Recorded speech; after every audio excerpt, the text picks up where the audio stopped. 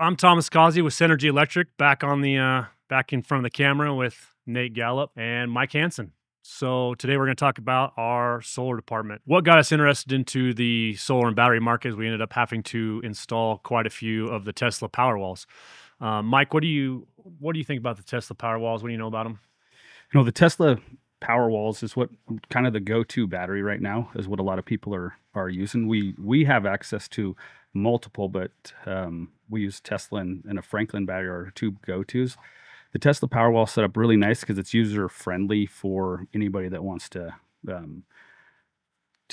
put it to their house. We can apply it in a lot of different ways. You don't necessarily have to have solar to have a Powerwall. You don't have to have anything. We can just put it on there. So it's meeting a niche for a lot of different people. But ultimately, the Tesla's a really well-known name, and the Powerwall is that we just can install it in your house as a backup situation to be able to, if the power goes out, to be able to rely on that. So what is a Powerwall? As in, like, Yeah, when we say Powerwall, what is a Powerwall? a Powerwall is a battery that we can install on somebody's wall to be able to give them power, as in Powerwall. Yeah. So it's Tesla's. So Powerwall is Tesla's brand name for their inverter and battery combined into one unit. So it's super user friendly. It's clean, looks good. So it's batteries in the house or batteries at your location somewhere for backup power. Yeah. And the Powerwall is nice because the advancements on that is you can do the Powerwall where it has the battery and inverter, but then they also have situations where we can apply or put expansion packs onto that, which is a cheaper way to be able to make your the kilowatt output of the battery more.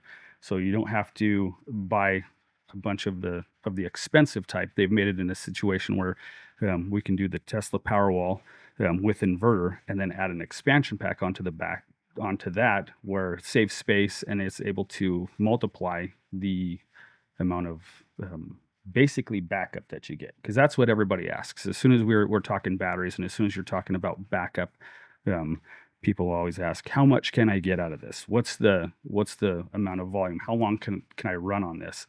And that it comes down to the fact of what are you going to use and how long are you going to use it on that. So it's a better situation and a better way to be able to add more power and more backup to somebody's place when you can add the Tesla Powerwall and then the expansion packs onto that. So one thing that we really, really like about it is that they're clean and easy to install, but we can apply them to different situations where if you want to run a small amount of your appliances or a small amount, here it's pretty popular to run your well and to run freezers. Everybody has freezers full of wild game. Your well's pretty important if you're on a well. And then, heating and cooling on some of those days when the power goes out, we're able to customize that and to be able to put that into people's houses. And the install process is a clean, good install process to be able to, where before you were taking up half of your bank of garage to be able to run a very small amount. There's still some off-grid situations where they'll use pretty decent sized batteries. Most people refer like a truck battery, like as in a tractor trailer truck, takes up quite a bit of space. With this application, you can simply put it on your wall and we can cover a large amount of power with that situation.